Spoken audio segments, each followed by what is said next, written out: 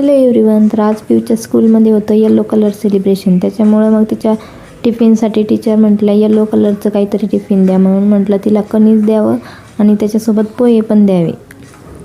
मग सकाळी सकाळी पिऊला कणीस सोलायला लावलं. कणीस सोलून झाल्यानंतर मग पिऊ दिदी चहा खारी खात होती. मला म्हणे मम्मा मला जास्त कणीस नको देऊ, तू थोडंच दे. मी तिला म्हटलं कणीस चाट देऊ का तुला, तर म्हणे नको देऊ. मग पोहे बनवून झाले लवकर माझे. मग मी कॉर्न चाट पण बनवलं, पण ते काय पिऊ दिदीला आवडलं नाही. मग त्याच्यामुळं तिला साधंच मी कणीस दिलं. मग तिचा टिफिन भरला.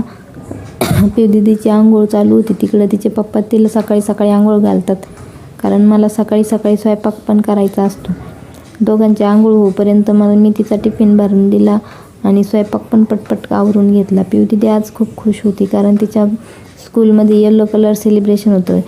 स्कूलमध्ये जर काही सेलिब्रेशन असेल तर खूप छान सेलिब्रेट करतात स्कूलमध्ये. मग पिऊ दिदी अशा प्रकारे रेडी झाली जाण्यासाठी.